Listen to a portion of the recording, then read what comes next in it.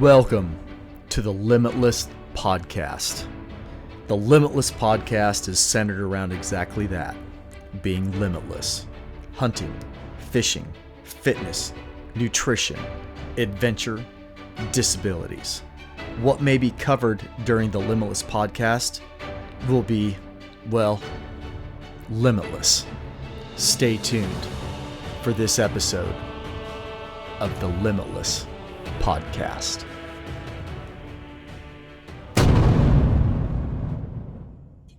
Limitless Podcast fans, it's been a couple of weeks. I'd like to say it's because I've been out hunting so much, but sadly, I have not. I'm recording this podcast on Wednesday morning, which is typically the day that I release content. This will be the third Wednesday in a row that I do not release content. Part of it is due to hunting season. Part of it is due to family and holiday stuff. Once this winter period, when I say winter period, I'm referencing November and December passes, I will get back into the flow of weekly Wednesday content releases. But right now, I really am trying to enjoy the hunting season and family and the holidays. But this episode, I was very anxious to sit down and record with our guest today. And before we get into that, you can see him. If you're watching this on YouTube, you can see his face. If you're listening in your vehicle or wandering around with Alexa yelling at you off of your Amazon, because my podcast is available on Amazon, you can't see this gentleman's face. But first, we're going to talk about the show sponsors. We have Hunting Day Coffee, which I am enjoying individual brew of some Hunting Day right now. And that's 10% off any order from their website. Again, Hunting Day Coffee, and that's Limitless 10. And we have Phelps Game Calls.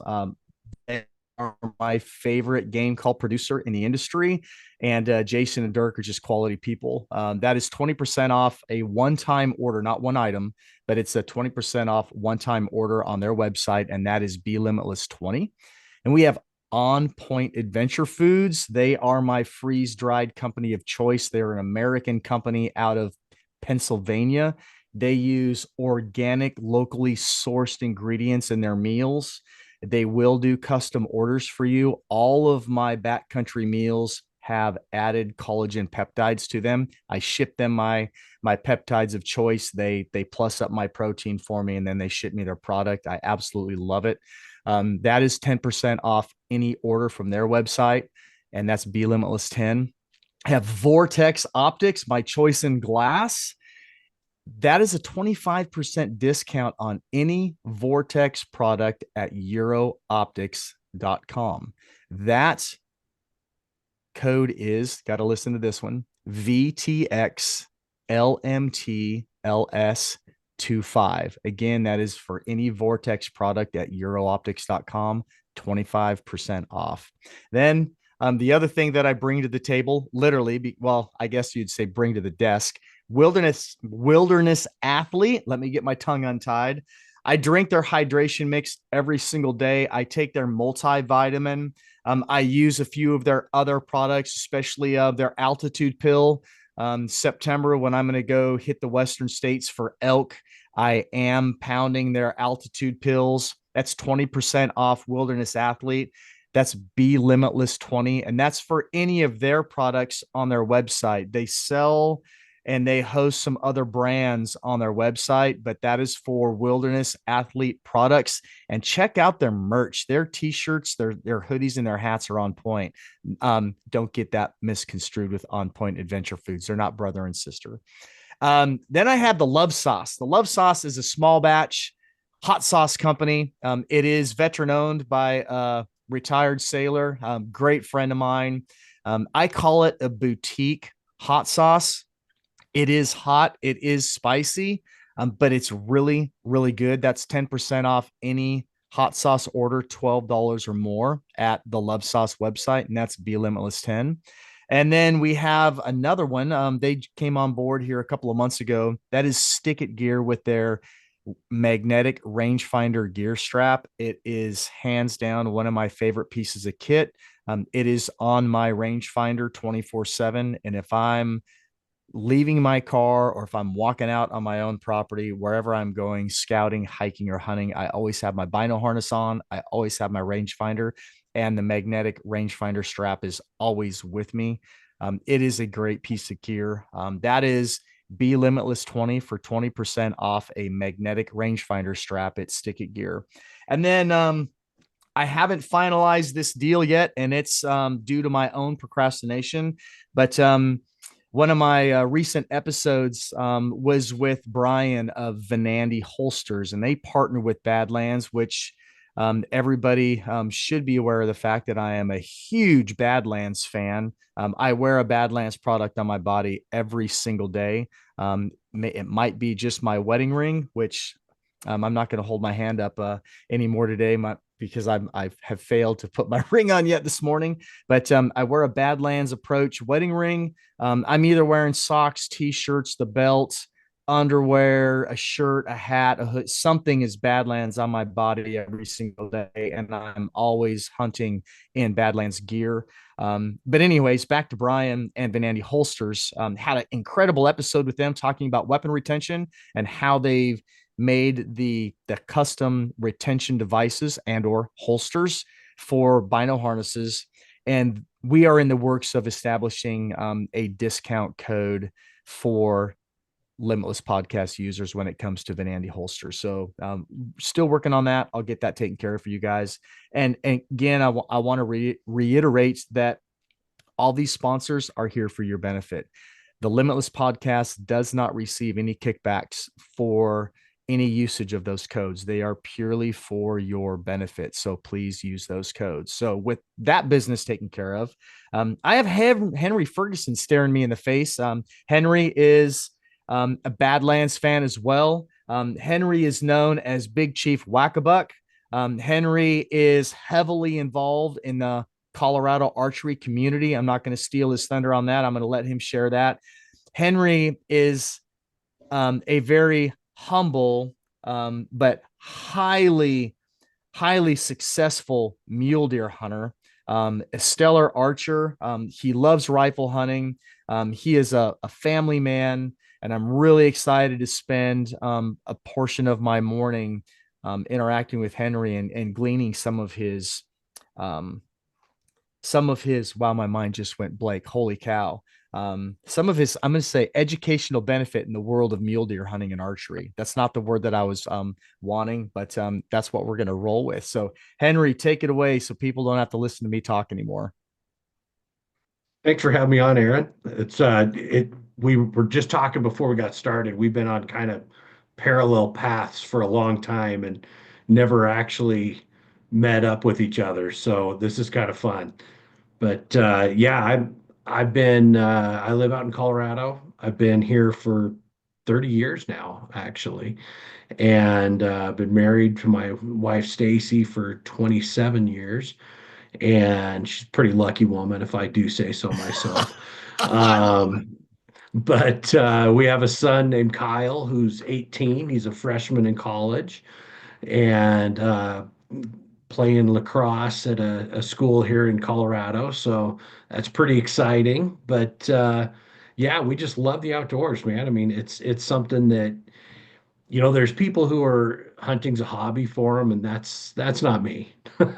It's my passion. It's a something that if I'm not doing it, I'm thinking about it, and much to the chagrin of people I work with sometimes. But hey, that's it's just who I am. I mean, I just love being outside. I love being a part of the outdoor community in whatever way we can. And I mean, we took that a little farther a few years ago than I had ever planned on.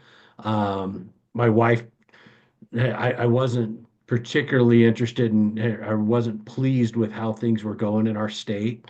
And my wife said, "Hey, why don't you go get involved?" And I'm like, "I don't have time to do that." So, um, but she pushed and pushed and pushed, and finally I got involved, and I got on the board of directors for the Colorado Bowhunters Association, and I did that like 7 years ago.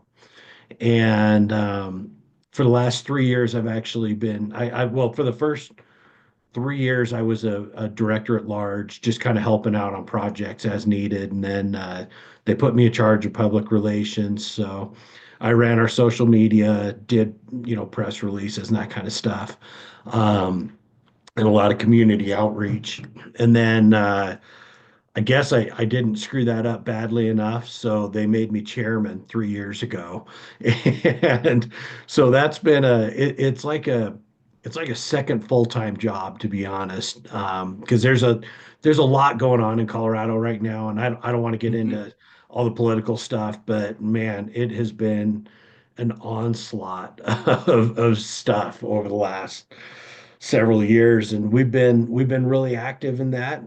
Been highly involved with all those things, and to be honest, we've done some great things. We've done some great work, and it's something that I'm stepping down at the end of the year, and I'm walking away from it knowing that we've done good work and that we've accomplished some great things, and we've made bow hunting better for Coloradans than it was when we started. So, So yeah. when you say stepping away, are you departing the organization completely, or are you just going to step down and be So I'm just stepping away from like the an active board. member? Yeah, I'm just going to be an active Okay. member and help out with projects as needed. But yeah, it's something that I mean, my for my regular job, I'm 100% commission sales, which is kind of nice because it's allowed me some time and some flexibility to be more involved with a lot of things over the last few years that needed some extra attention. But unfortunately, there's also a downside to that, and that is, if I'm not burning, I'm not earning. So, I mean, I'm just going to kind of shift my focus back, a bit more towards that for the next little while. So we got college to pay for. Those lacrosse scholarships are nice, but they don't cover it all. I imagine they don't.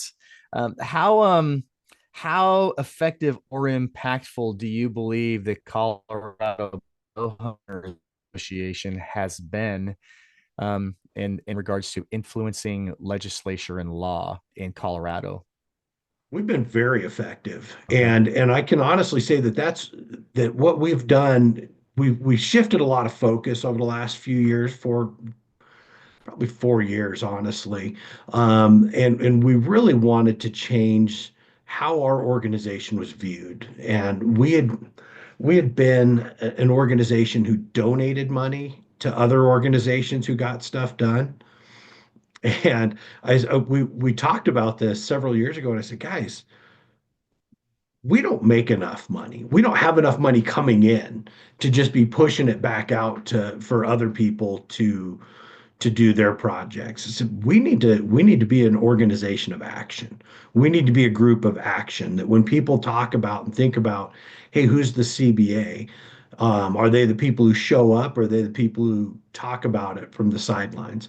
We need to change our thought process, and we did exactly that. And it's as a result. I mean, we've had some really, really key people in the right places, like Wes Mendez, who's our legislative liaison. He works directly with the legislature on a lot of different projects, and he is so effective. He's so highly thought of down at the Capitol, and within the other NGOs that it's made doing this very, very possible. And we've got other guys like our CPW, our Colorado Parks and Wildlife liaisons that we've had over the last couple of years. And Joey Brown, Lane Walters, these guys have been so effective in just changing the way our organization is viewed.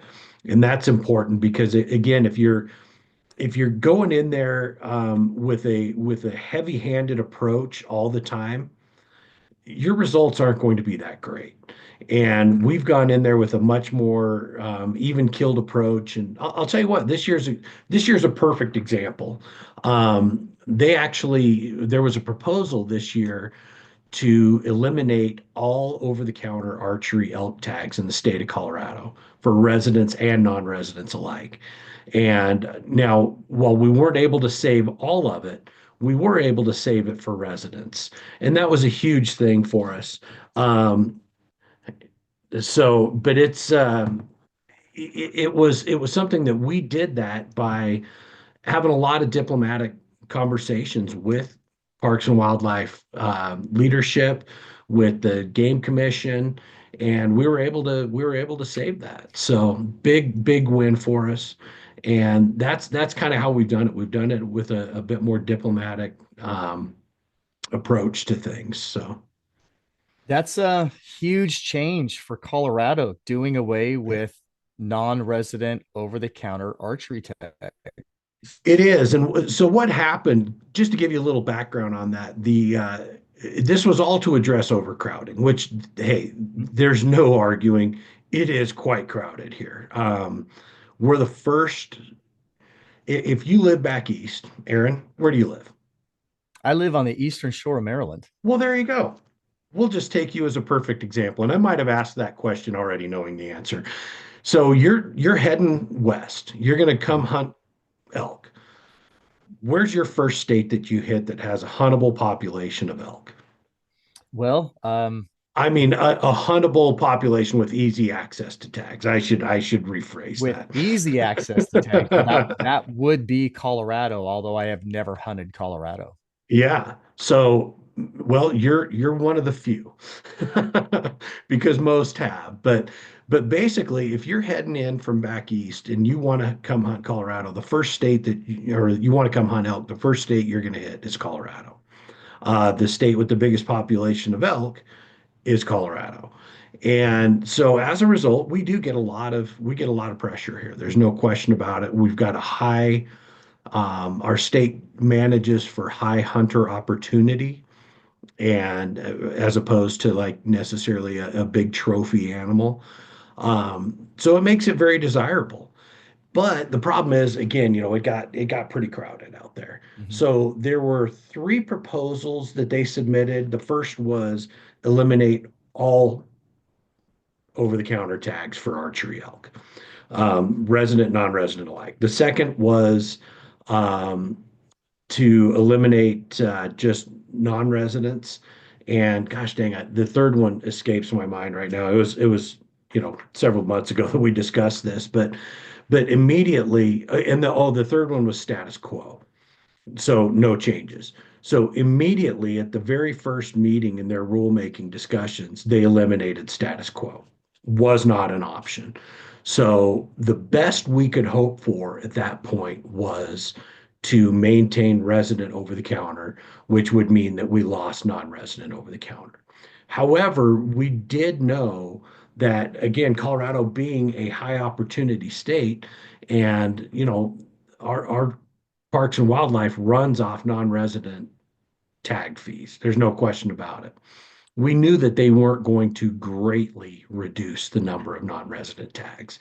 So while you may have to draw them now, go into an application and draw that tag, there are still going to be a lot of tags available. And the hunter opportunity rate isn't going to be greatly decreased. So That's that was the approach we went with. that's interesting. Will that not, I guess, as I'm listening to this, and I don't disagree with Colorado doing away with non-resident over-the-counter archery tags, and I'm more than happy to explain my thought process on that. But Sure. if you go from just an over-the-counter process to a draw process, but really not reducing the amount of tags, will Well, they that are not? going to reduce them. They are going to reduce them, but it's just a matter of how much. And we haven't heard real feedback, a final number on that just yet. That's just interesting to me because I would think that would cost more money implementing a draw process rather than just cutting the amount of tags available and leaving them over the counter. And when they're gone, they're gone. Well, and that honestly, that was something I did suggest was an over the counter with caps. Similar to, in fact, it's what the fourth today. In 6 days, Yeah. Idaho starts their Yes. big tag Yep. rodeo. That I mean, it's craziness. But the fact is, the system does work to whatever Yes. extent they need it to work. However, there's talk that they're going to be going away from that system as well. So I think that this is the future, and what this allows them to do is it allows them to manage the herds more effectively by essentially, if you bought an over-the-counter tag this year, which was the last year they were available for non-residents, if you had bought a tag in 2024, almost half, well, let's say a third of the state is open to over-the-counter hunting that you didn't have to draw a tag for. So you could have gone to any of those units. Well, I mean, the numbers would say every single person could have shown up in the exact same unit.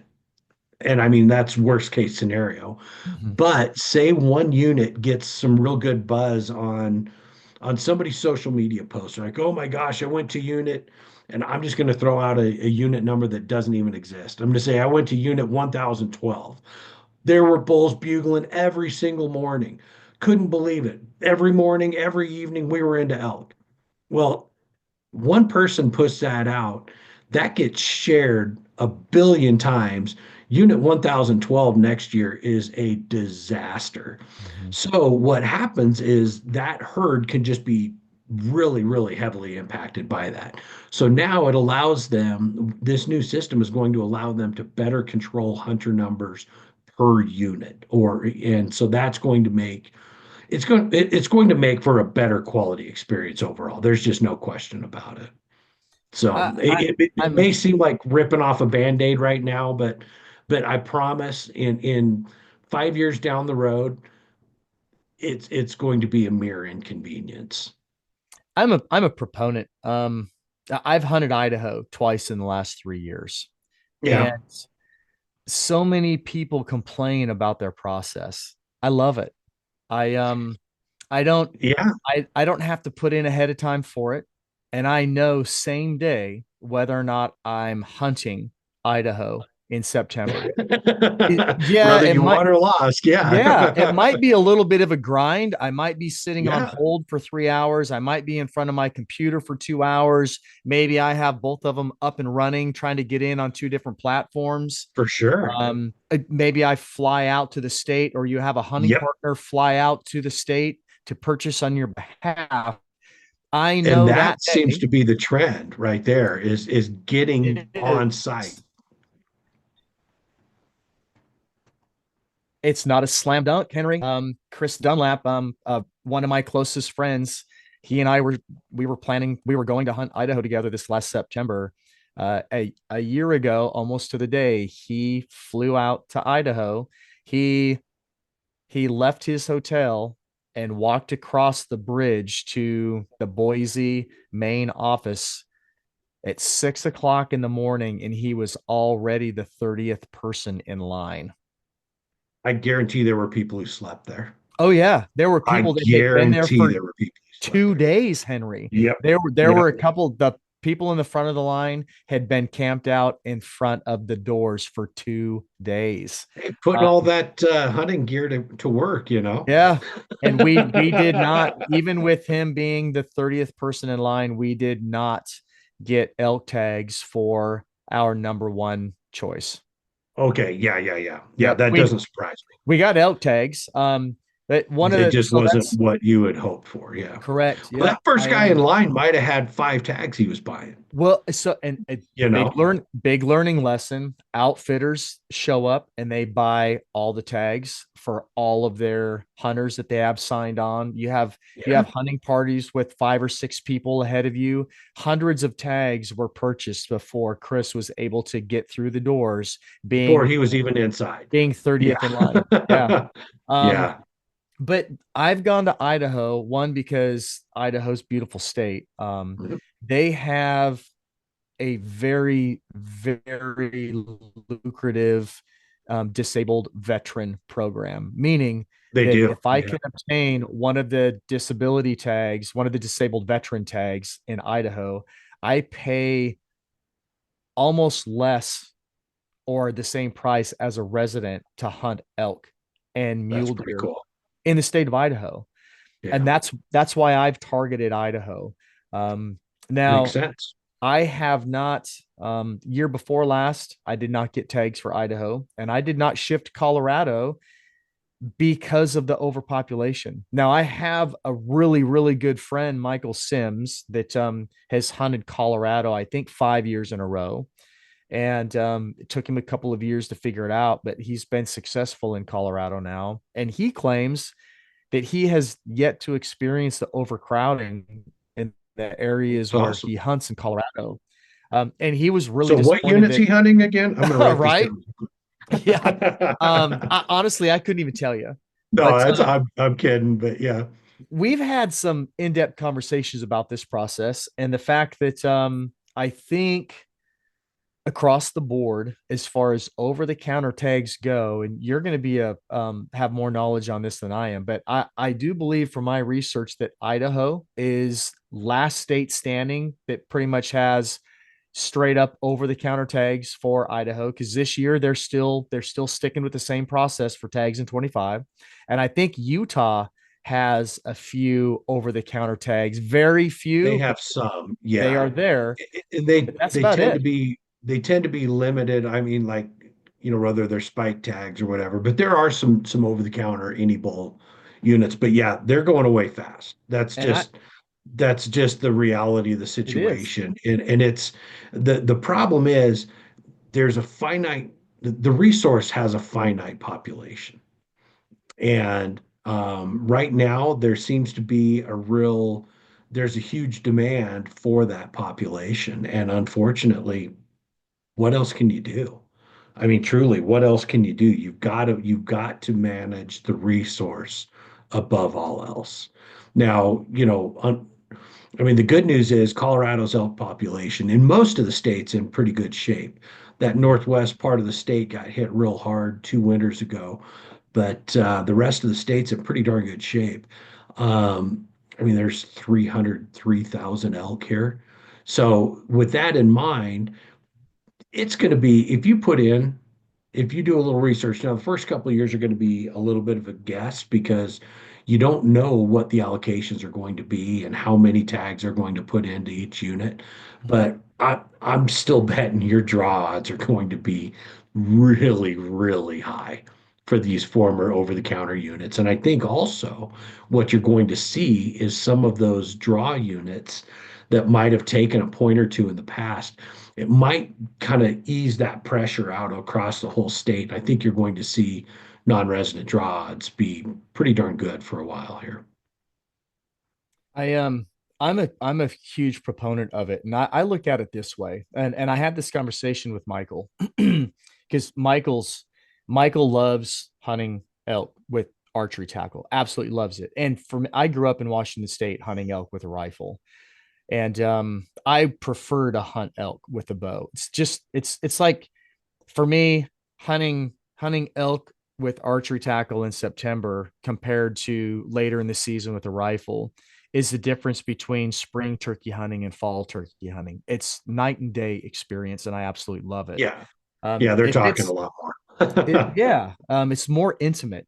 Now, if that's your driving factor in hunting in the outdoor industry is archery elk or hunting elk in general, and you're a non-resident, you live in a state that does not have open access to tags, and you complain about it, then move. If it's the number one driving factor in your life, then move to Well, a state and become a resident of that I state. think more importantly, you don't even have to move. You just have to come up with a plan. And I mean, truly, your plan can be to hunt Colorado every year or every other year, worst case scenario, while you're building points to go hunt in Arizona or Utah or Wyoming or Montana, and then apply for New Mexico, which is a true luck of the draw. There's no preference points. Everybody's got the same chance when they apply, unless you apply in the outfitter draw, which increases your odds. But Same with yeah, I mean, Kentucky. Kentucky's yeah, the same way. and it's just going to change. It's just changing the game. That's all it is. It's changing the game because there's again the demand for the resource is so high right now that there just had to be some changes, and these aren't huge changes. These aren't catastrophic changes that are going to affect your ability to ever draw a tag again. And I mean, right now there's a lot of people who think the sky is falling because they can't go to Walmart and grab their tag on the way into the state anymore. it's just changing it a little bit. And I understand that there's a lot of states that do not have a draw system, so people are intimidated by it. And I get that. I really truly do. But Colorado makes it so stinking easy. They literally have volunteers who work at Colorado Parks and Wildlife for a month leading up to the draw that will walk you through the system. They'll help you pick a freaking unit. I mean, they'll hold your hand and then you enter your credit card at the end and it's all done. I mean, it is so easy. Don't be intimidated by it. Just use the resources that are out there. And then there's also application services like Hunt and Fool and Epic Outdoors. And my buddy Dustin Whitwer just is getting ready to start one as well. David Verosco has one. I mean, there's a lot of application services out there that'll, for a nominal fee, will help you apply in every Western state if you want to. So, I mean, it's something that you just can't let these things hold you back. If it It's means enough to you, you'll find a way. If it doesn't, you'll find an excuse. And don't exactly. let this be your excuse. It's not the state problem or the resident. If you're a non-resident, it's not the state's problem. It's not the resident's problem. It's a you problem. That's for you to figure out, right? If I want to go Yeah. hunt elk, I have to figure it out. Now, the easy solution is to go become a resident of that state. That solves my problem. But not everybody can just move so they can go hunt elk. But No, no, it's not it's an option for most people. Hey, we get a it's job. Yeah, you get a job, now you got a I family, you're there. I kind of, looking at Maryland, we have a resource that is not available in most of the other states, and that's Sitka. Mhm. And we're running into the same problem out here on the Eastern Shore. Very limited access. Now, when I say limited access, Henry, we have ample public land out here on the Eastern Shore. But when you have such a close proximity of Virginia, Delaware, New Jersey, Pennsylvania, West Virginia. I mean, Yeah, realistically, you know, New York, Ohio, Kentucky, North Carolina, they're all so close. All those people converge on the Eastern Shore. They call it Delmarva. So Delaware, Maryland, and Virginia, they're Sitka in all three yeah, states. They converge on and mainly into Maryland from September through January, and they yeah, overpopulate the public land. It's been so impactful that the counties that host the largest populations of Sitka and Sitka habitat, the price of purchasing property and leasing property and hunting with an outfitter is insane. And this last year, Maryland increased the price of a non-resident stamp um, just a little bit. In the grand scheme of hunting as a non-resident, they increased the cost of a Sitka stamp a minute amount, and it was like a nuclear bomb going off. yeah. And me personally, I think they should raise those prices a little bit more because again, It's it's going to happen. And unfortunately, that's the reality. You're going to start to see. I mean, we've already seen increases in tag costs across the country, and Colorado's costs are actually attached to the CPI, the Consumer Price Index. So they'll go up according to increases in that CPI. But you're going to see more additions and more increases, and that's just hey, it's not like these budgets are going down. It's not like the wildlife's getting easier to manage. And I mean, as we face things like that big winter die-off that we had up in the northwest part of the state, dude, they lost a giant percentage of the antelope up there. They lost a giant percentage of the mule deer. And elk are rarely affected as heavily by winter die-off because they're bigger and they're stronger. They can break down through the snow. We lost a bunch of elk. So I mean, that's those costs need to be offset. They need to do more work to work on building and building back those populations up there, which they are doing, no question about it. But yeah, it's just crazy. I mean, it's getting more expensive out there.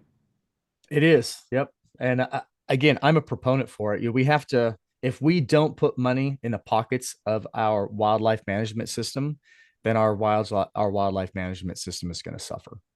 Yep. It's just it's the way it is. And as a resident, we're responsible for that. But I also believe, and I don't have any issues paying out of state fees at all. I love hunting out of state. I love hunting as a non-resident.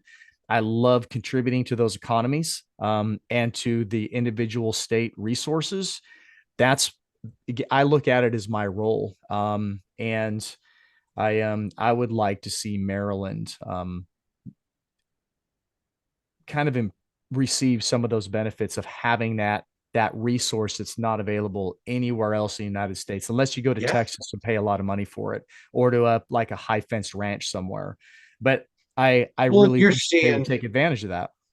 yeah, and you're seeing on that level, you're seeing what we're dealing with out here in Colorado. I mean, Yes. again, it just the resource is just so heavily taxed by all of our use that you had to make some changes. We had to make changes, and that's what we're looking at, right? Yep. I'm a huge proponent for it. Yeah. Yeah. Yeah, and that, hopefully ideally in the next 5 years, it just results in a higher quality experience for everybody who has a tag out there. I mean, and bow hunters, dude, we're the worst. We want to have the entire forest to ourselves. I mean, if we Yeah. see anybody, on the post hunt surveys, did you feel overcrowded? Yes. And I mean, hey, we've run into that for years, and that's by nature. Bow hunting's kind of a solitary endeavor, and that's what we're all looking for out there. But the times are changing. That's all there is to it. There's more and more people, and you can look at the access to information. I think is really what's caused this big growth and spike in hunter numbers that we're seeing out west. Anyway, I know there's some areas that are really struggling, but if you look at the hunter numbers out here, we're not struggling. We're doing quite well. And again, you look at things like you can have 5 different apps on your phone that'll help you to never get lost. You can Yeah. read it in people's blogs to help you be a better mule deer hunter or a better elk hunter, learning how to call, watching YouTube videos. I mean, there's so many things. And then don't even get me started on what rangefinders have done. Mhm. And I mean, long range shooting systems. I mean, there's so many things that have shortened the learning curve for hunters now, versus when we all got started in it back in the day. I mean, a lot of us learned at the feet of our dads, but Yes. an equal number now almost learned on their own. And I mean, my dad passed away when I was pretty young, so I went on one hunt with him, but I mean, I was like 6. So I don't have a lot of I do remember the hunt that was impactful for me, but I don't remember a lot of lessons that I learned that day. I've had to learn a lot of those on my own. And some of it I've learned on my own, some of it I've learned from reading forums and other forms of media. But it's amazing, and and that's having a big impact on the resource, in my opinion, too. Just YouTube is having a hunters being huge so impact on the effective. resource. Yeah, yeah. Yep. Everybody can have a YouTube channel. Heck, I had a YouTube channel for a while. Well, it's not just this. I have a YouTube channel, but it's not just everybody having a YouTube channel. It's everybody having access to the information and seeing Yeah, what's happening, and a lot of folks are enamored by it. Like I am addicted to backcountry hunting. I've been doing it for 30 years. It's not new to me. yeah, Anybody that's never been further than a quarter mile from their vehicle can log into YouTube right now and watch endless hours of backcountry hunting footage and get the bug to in 2000, we'll say 2025, to go on their first backcountry hunt. They can at least through the TV screen, think they can learn everything that they need to do to go experience that type of hunt and enjoy it, which usually isn't the case. But um, all the information is out there, right? We're inundated by it. And 20 years ago, that wasn't there. Well, You in that first, you're absolutely right. That first backpacking hunt's a lot of things. Enjoyable isn't one of them, typically. typically Um, not. there are a lot of lessons that literally can only be learned by putting your boots on the ground and going out there and kind of getting your butt kicked by the wilderness, you know. Yep. And hey, the mountain remains undefeated. You know, This, yes, it does. it's gonna get its points in on you. But no, it's a lot of fun though. I mean, I don't hunt that. I have backpack hunted quite a bit, but I hunt with a backpack on every day. But we bought a camp trailer a few years ago, and so now my thing is I will gladly hike in a couple miles more each day to be able to get a decent night's sleep. And that's kind of the trade-off I've made. And my wife loves camping in that, and that's a win. We've got room for all of us in there, the three of us and the dog, and it's made for a pretty enjoyable experience. But there's trade-offs. Again, Mhm. I've got to get out there and rather than waking up in the deer, I've got to wake up and go to the deer. So, hey, there's always a trade-off. Always a trade-off. So let's shift gears a little bit. Let's talk mule deer. Oh, please. Man, it's When enough about tag allocations and when when did you start hunting mule deer? okay, if you're asking for a day, I can almost tell you the day. I mean, I hunted in high school and stuff, shot a spike buck, and I grew up in northern Arizona, and I literally hunted 9 of the 11 days of the season, and I shot the only buck I saw the entire season.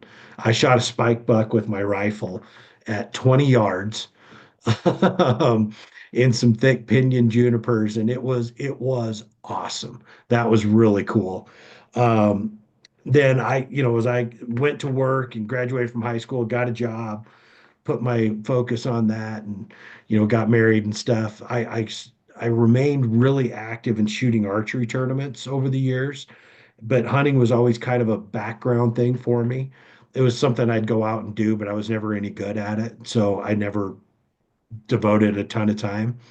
And then I realized that things that I did devote time to, I kind of got better at, which is weird. I mean, I think it's just me who's like that.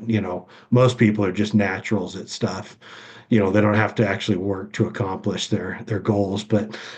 Um, but yeah, I went out on a mule deer hunt in 2003, and I shot a doe opening weekend on an either sex tag because I was focused on elk. I'd spotted some good herd of elk, and I was focused on trying to get one of those. And thus began my love for mule deer hunting and my viewing elk as my nemesis, which they most definitely are. I've kind of got the mule deer thing figured out, which again, I put a lot of time and effort into doing that. And elk just remain this elusive mystery to me. I've killed 4 or 5 of them myself. My son's killed a couple. My wife's killed a couple, but man, they just drive me crazy. It's a different style of hunting, a different type of hunting. Where you were talking about, loving to be out there and call into elk and stuff. I like hearing elk talk. I I want to hunt. I enjoy the chess match that is mule deer hunting. And in 2003, after I shot that doe, man, I couldn't swing a dead cat without hitting a buck the rest of that friggin' season. It was crazy. They were everywhere. Hmm. And so I devoted the next year. I'm like, I'm gonna kill a buck. I'm getting a buck this year. It's gonna happen. And sure enough, let's see, it was Monday after opening weekend. I went out with my wife just for an evening hunt. And we got on one of the big bucks that we had seen on opening day. And I was able to get a shot off and killed my first good buck. And it was my first archery buck. So that was 2 years in a row I'd gotten one with my bow. And it triggered something primal inside me, Aaron, and I have absolutely, for the last 20 years, not lost that addiction 1%. I just Love it. I love hunting mule deer, and there's something about this is going to go contrary to what you were saying about hunting elk and hunting turkeys. I'm not a good caller. I'm just not. I never have been a good caller, and I just really enjoy again that chess match of finding a deer, and I'll scout all summer. As soon as those antlers start really growing around 4th of July, you can pretty much count on me being out in the woods just about every weekend. Um, and maybe a day or two during the week looking for bucks and trying to pattern bucks and just that's my passion. And once I do, and once I find that target buck, when I lock in on it, man, it's borderline unhealthy how how much time I'll and effort I'll put into to figuring him out and getting him on the ground. So I will pursue it one day. So it's interesting you said that you took your first mule deer in 2023. or I my 2003, yeah, 2000 I'm sorry, 2003. yeah, yeah. It wasn't just last My year. my first shot opportunity on a mule deer that I passed on was in September of 2003. Yeah, It was a mule deer doe. I was elk hunting and I had a mule deer tag in my pocket and yeah. I was hunting traditional gear and I had her less than 20 yards with my recurve. But I passed because I was focused on elk. I didn't want to burn up over 24 hours of getting a mule deer doe out of the back. Yeah. I was packed in solo, and I didn't want to spend that time getting her out of the back country when I could be elk hunting. So I Well, passed on you her. knew your priorities. Yeah, you had your priorities. You knew them, and you were not going to deviate there. Yeah, and I'll tell you, I've my friends have always asked me like, "Hey, would you shoot an elk opening weekend?" And I said, "Yeah, it's going to pretty much have to commit suicide, though. It's going to have to be just right there while I'm glassing, or near one of my glassing points for me to really deviate from my mule deer plan to go chase an elk because." Well, first of all, I do know that the elk hunt does get a little better as the season goes on, but yeah, it's we've all got our priorities and the things that are important to us. And for me, I love a big velvet antlered buck, and that's something that I spend an unhealthy amount of time daydreaming about and plotting and scheming for the rest of the year that aren't the hunt season dates, but. So are you for pursuing velvet mule deer in Colorado, do you have a rifle option for that or is it strictly archery? I mean, kind of. They do have some high country hunts, but they require a tremendous amount of preference points. Okay.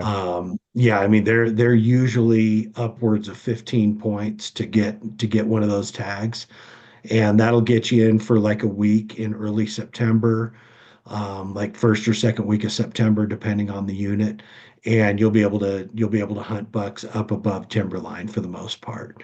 So then, but once they strip that velvet, man, those bucks start finding other food sources. And I mean, their feed burns off up high about the same time that they start stripping their velvet. So they'll start heading down into the trees and they become a lot more difficult to spot. They become a lot more difficult to stalk. What's your typical shot on a mule deer? And where you hunt or how you prefer to hunt? Is it are you shooting close range or are you using those bottom pins to get your shot off? I'll put it this way, the bottom of my sight tape does not go unused very often. um, it's something that I've found through my own experience. I've found that bucks are way more apt to react to a shot at close range. And it Okay. especially this applies more to mature bucks. If you're shooting at, young deer, it doesn't matter. Get in close, which won't be that difficult because they don't have the tools of survival that the older bucks have. But in hunting those more mature bucks that I'm tend to focus on, um, I don't want to get inside 40 yards if I can avoid it because that's kind of a freak out zone there where I mean, Randy Ulmer's theory is that that's kind of the attack radius of mountain lions. And I mean, hey, that makes sense. But all I'll say is that I have had a lot of weird stuff happen on stocks that were inside 40 yards that do not happen at stocks that end at 40 to 50 to 60 to, well, I mean, this year's buck, I shot him at 72. Okay. And, it's a shot that I practice constantly. I mean, I rarely go to the range that I'm not shooting, what some people would consider very long range. But yeah, I mean, I've killed a couple of them in the 70s. I killed a couple of them well beyond that when I was younger and my eyes were, really, really good. But yeah, I mean, for the most part, most of my shots tend to be 40 or more on the Okay. on mule deer. So are I've you had a couple of them close, but yeah, I've had, like I said, just weird stuff happens, and I just want to stay in that area where I'm deadly, but without pushing myself in too far to really screw it up. okay? So are you of the mindset that 40 yards or less, they're more apt to react to the shot versus Yeah, 100%. outside of 40? Oh Okay. yeah, yeah, I have absolutely seen it. The more mature the deer you're hunting, the more likely they are to jump the string or to react to that shot in one way or another at close range. But for whatever reason, I don't know if it's just the sound of the bow going off is not as abrupt at longer distances. I don't know what it is, but I just know that I've had. Man, I'm just right now. I've just got all these scenarios going through my mind where I've seen bucks jump the string on me at close range that are just it's nightmare fuel, man. I mean, that stuff I just you can't. People always talk about it's the ones that get away that haunt you and that you think about more than the ones that you did get, and that is an absolute fact. I my personal belief is I think from 0 to 40 is a danger zone because they are going to react, whether it's the string, the bow, the arrow flight, whatever it is. And I don't think that there's a cookie cutter answer for it either. There's so many different environmental factors, in my opinion, that in one scenario it could be the bow, another scenario maybe it's the string, another scenario it might be the arrow flight. I think there's too many different. Science cannot replicate every single scenario through testing that's going to give you a finite answer on this is what's causing that animal to spook. And I think there's too many factors involved with the animal as well. But from 0 to 40, I personally believe is danger zone. Now, from 15 yards and under, your arrow is on target so fast that I think if you can get in that close, their reaction to it is not going to be, won't impact your success so much. Again, just because when that shot breaks, no matter how they react to it, your arrow's on target so fast. But from 15 to 40, holy cow. I mean, it's incredible how fast a wild animal can react and how much they can move. And I totally agree with you that once you get beyond that 40, 45 yard mark, it's again, it gives you that grace period to where it's like they don't know where it's coming from. It's like a gunshot. When you're 100 yards away, 200 yards away, the gun goes off a lot, they're just looking, they don't know, they know there was a sound, but they don't know, they can't pinpoint where it's coming from. But again, it's all based off of personal experience. Well, and And that's I've taken some measures to try to make my setup as quiet as possible. And I don't mean just the bow firing itself, which I just got a new RX-9 Ultra from Hoyt, which is freaking quiet. That's great. But I've also taken steps to shoot the quietest arrow in flight because I still again, you talk about the bucks that Mhm. get away that haunt you. I shot at a big deer, big deer, just big, wide, laid out muley. And I still remember everything about this shot. I was shooting a high profile vein. I was shooting a blazer with a little bit of helical to it. So there was two strikes right there. And I was shooting a large vented fixed blade head. Three strikes, I was out.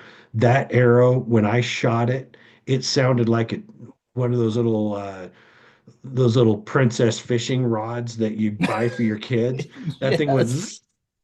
in the air, and it had just rained that afternoon, which I always loved going out hunting in the rain, in and after the rain, for bow hunting because you can just cover ground so quietly.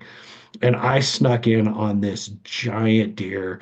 I took this shot. So if there was a fourth strike added to it, it was that my arrow was wet and all that water spraying off of there.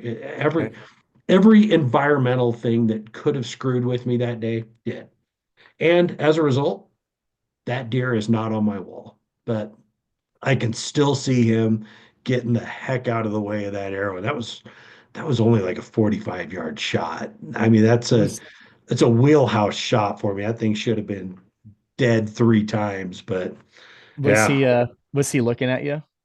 he was. Yeah, I That's came up over the top of this hill. that's the fifth strike. Yeah. Oh, yeah. Yeah. I mean, look, I everything that could have gone against me that day very effectively did.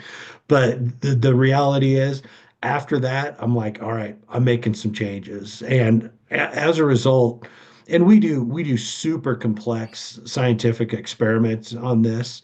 There's like a little shooting bay for paper tuning at the archery shop where I shoot, and we'll have somebody stand behind that and listen to the arrows go by and say, wow, that one was loud. Oh, that one was really quiet. So now what I've gone to is I shoot a four fletch with a lower profile vane and a relatively short fletch because that fourth vane kind of gives me a bit more steering on the back end of the arrow.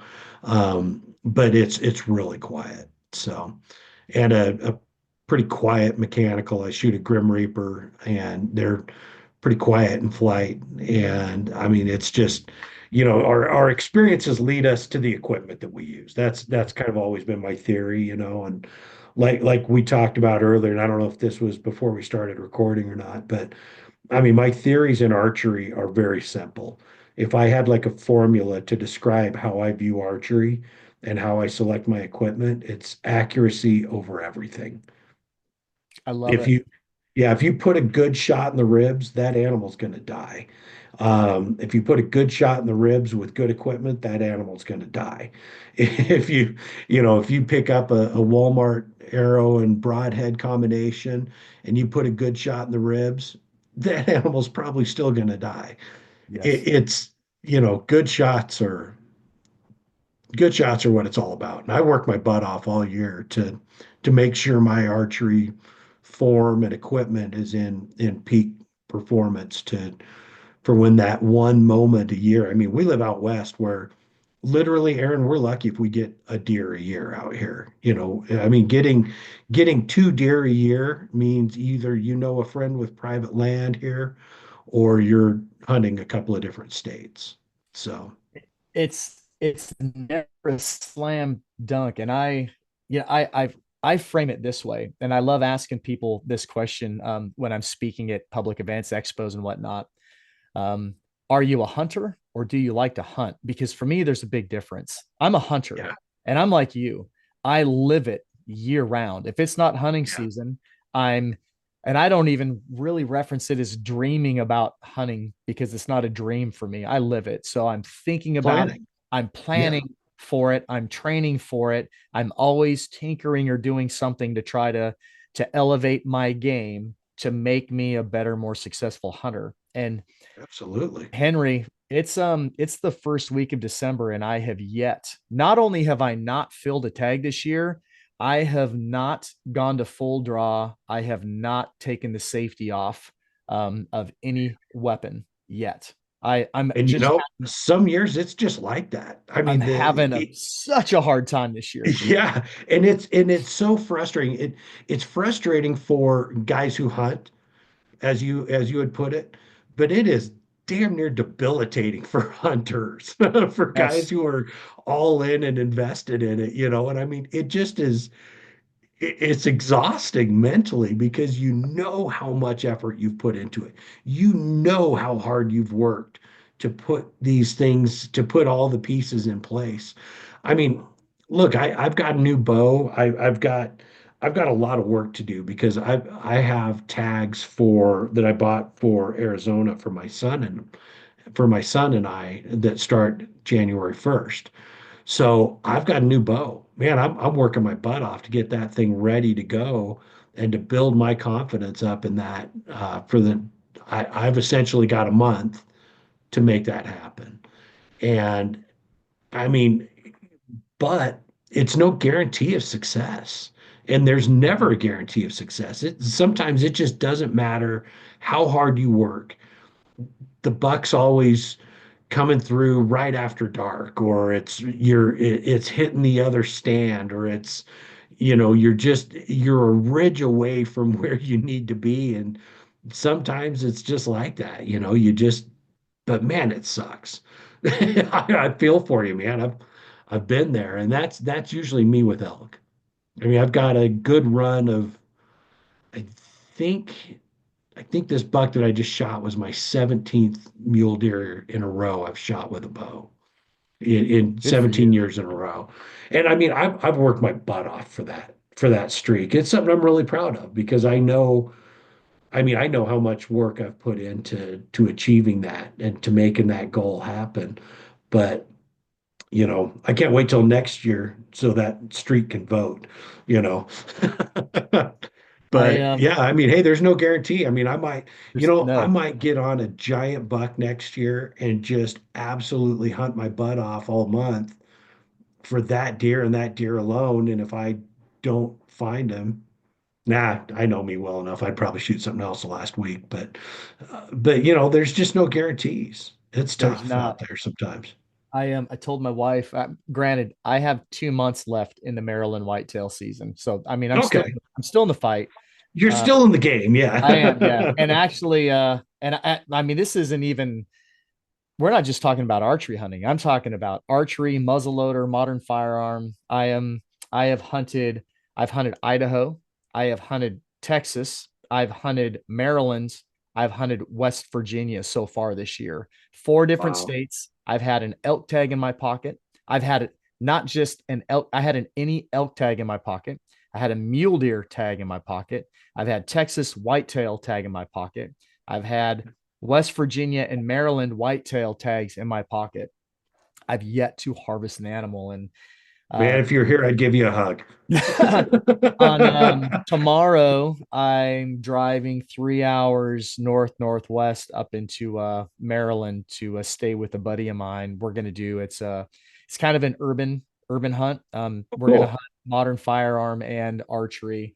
And I told my wife I'm like the first legal deer that walks into range is going You in the better freezer. duck. This is I'm not Absolutely. trophy hunting, I'm freezer hunting, right? But if I don't put a tag on a deer this year, it will be the first year since 2017 that I've not harvested a deer. Yeah. And it's weighing on me. It really is. I It's get weighing on it. I get it. And honestly, it's self-imposed pressure. I guarantee nobody who's listening to your podcast is going to tune out because Aaron didn't bag a deer this year. I mean, if it comes to that, which I'm pretty confident you're still going to pull something out. You got 2 months and you're going to put in the working on it. time. But, the fact is we put so much pressure on ourselves. And I mean, I do this, dude, I do this constantly. And that's why it's funny. I, I, I chart like a lot of things. I just do. I keep track of like the day that I killed deer. I keep track of the distances. So I've always got like a running average on stuff. But the reality is I end up shooting deer the end of the second week of the season for some reason. I and I and the funny thing is it's right around my birthday, and I've shot a couple bucks on my birthday. This year I shot a buck on my birthday. Um, last I mean, it's usually within 4 or 5 days of that. And part of it is, and I hate to admit this, but part of it is you start hunting, you get on the way on your season, then you open Instagram. And gosh dang it, everybody shot a deer except me. Right? Everybody shot a deer. And then Uh, by the second weekend, it's like, for crying out loud, I suck at this. Why am I so bad yeah. at this?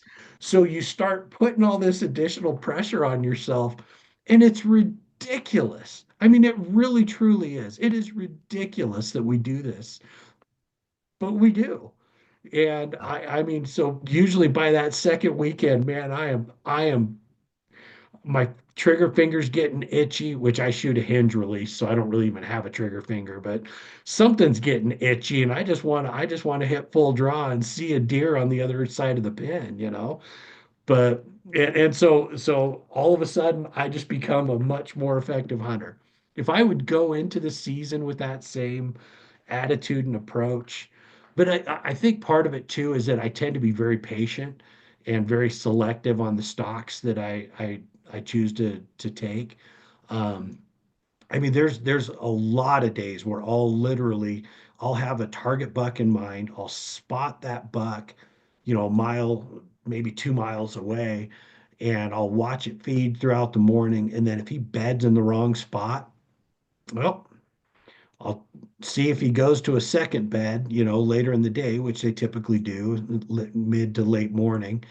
And if they still aren't in the right spot, well, that's pretty much my day. I mean, I've spotted him. I learned some more about his preferred bedding spots.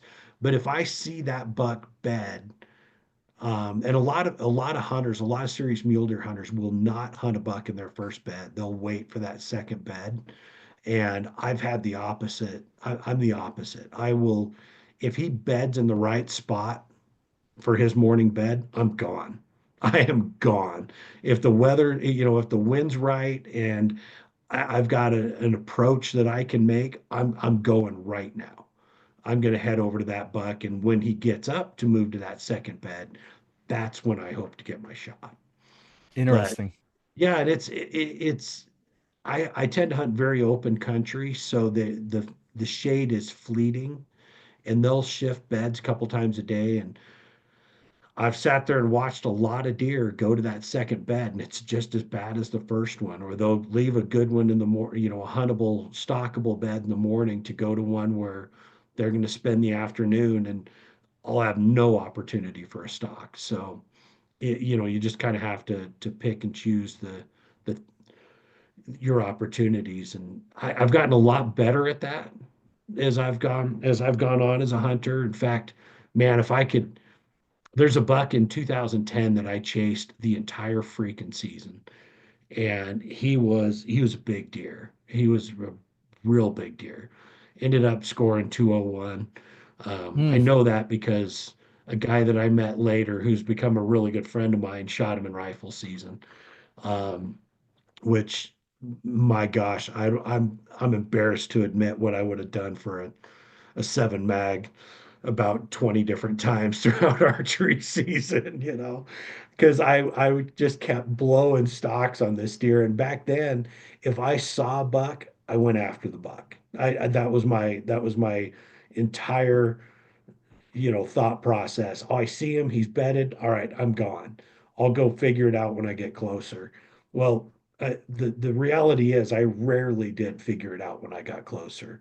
I just figured out ways to screw it up as I got closer. Yeah. So I've gotten a lot more selective in how I qualify those stocks and which ones I'm going to go after. So that's been a probably my biggest key to consistent success is figuring out which stocks to go on and which ones to say not right now.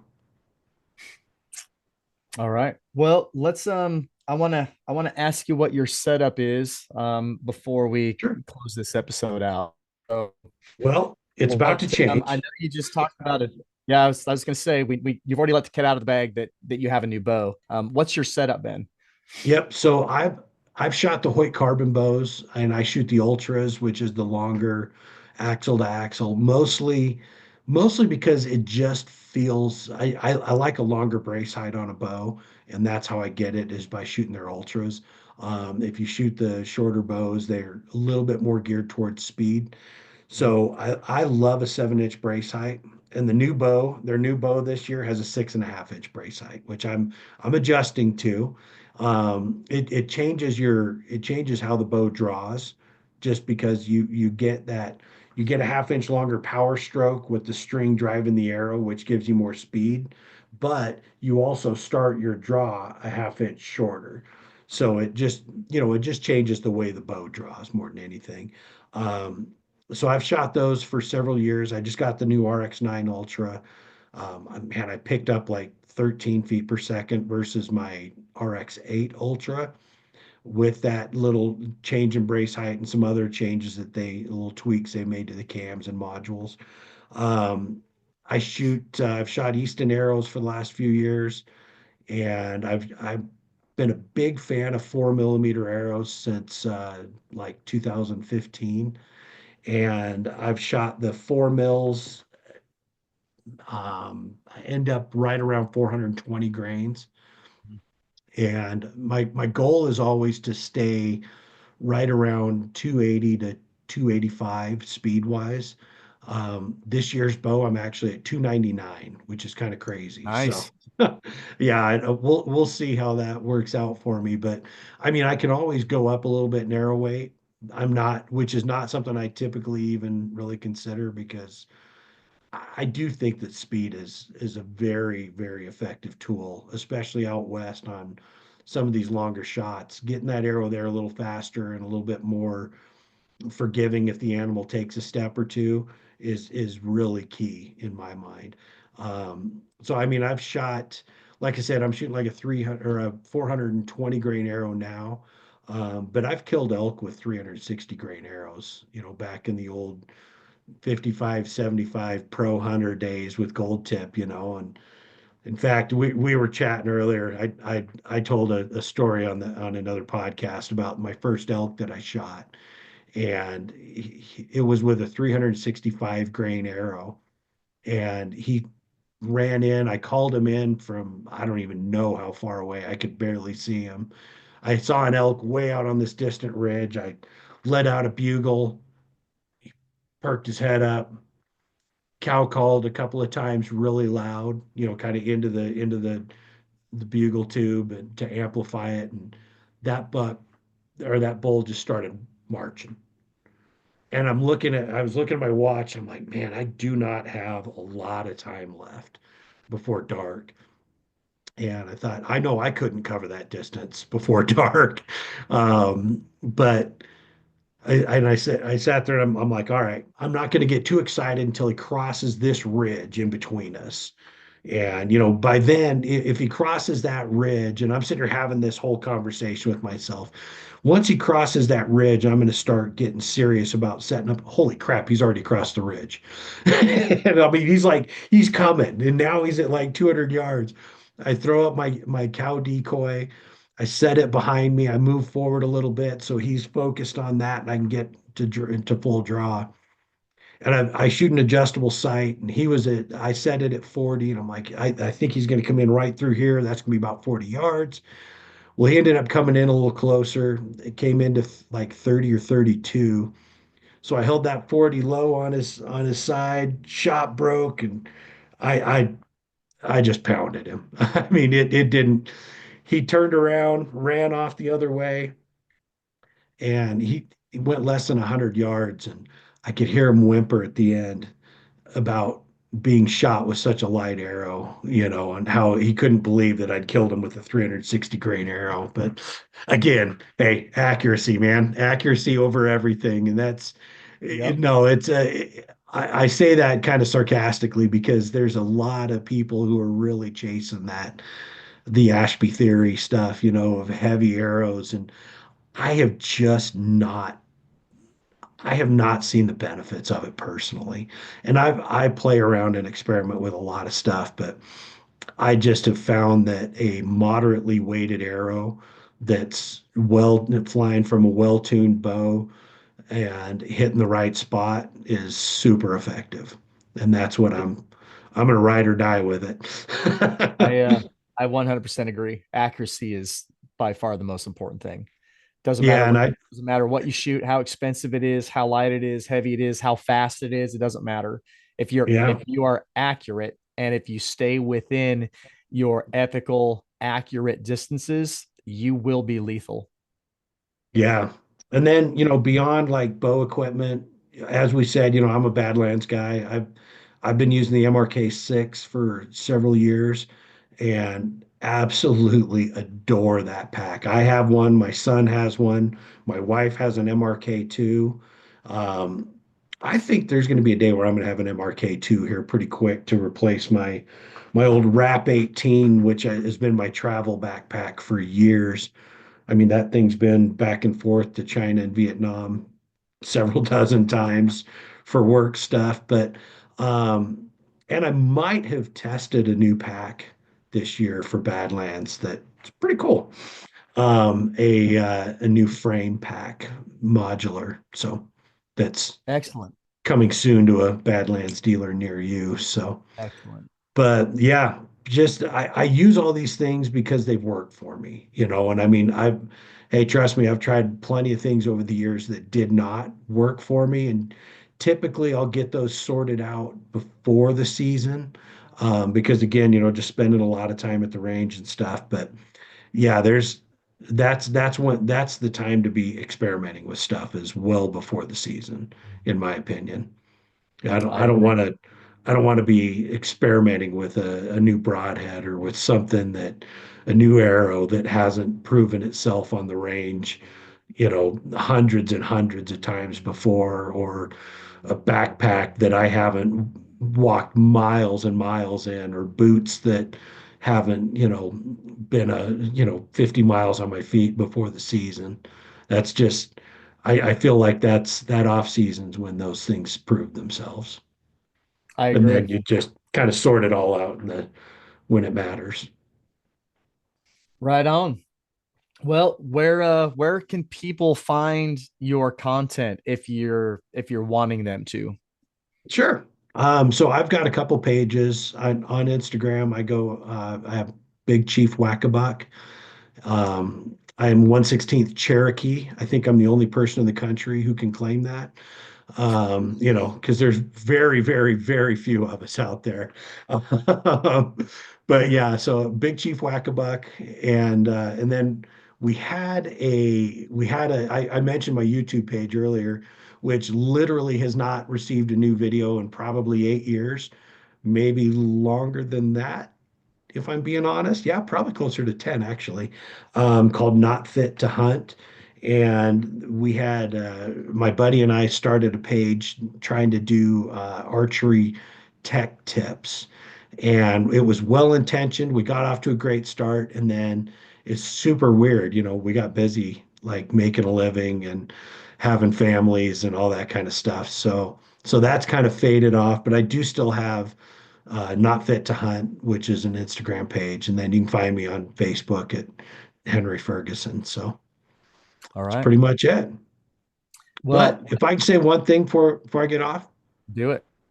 join your state bow hunting organization and join the states that you hunt in as well. So if you hunt Montana but you live in Virginia, join them both. They need your support and they need your voice. That's how positive changes are made in this world. And you can either be part of the solution or you can sit back and complain after the battle is fought and lost that you had no part in. So I would say that we've been doing this now for almost 90 minutes, and that's probably the most profound statement to come out of this entire podcast. Yep. yeah, All most of what I just say is fluff, but that's right. important. Well, Henry, thank you very much for taking time out of your busy life to record with me. This has been an incredible podcast. I'd like to do another one in the future. There's Absolutely. so many different things that we could talk about. And I hope you enjoy the rest of your season. That you have a wonderful holiday season, and Heck yeah. I'm hoping that we get to see each other at the Western Hunting Expo if your schedule allows it. It's a long shot for me this year. We're going down to hunt in Arizona. My son and I are. In fact, it'll be his first archery tag, so he's really excited for that in January. And then his lacrosse season, like I said, he's playing college lacrosse. It starts in uh, February, goes through March and April, and I've got a trip to Asia mixed in there for work. So Okay. it's a long shot, but I always try to make it over there. It's a lot of fun. So Excellent. Well, I'll cross my fingers, and if not, we'll cross paths somewhere soon. heck yeah. All Great to right. chat with you, Aaron. You Thanks. too, Henry. Be limitless, man. Take care.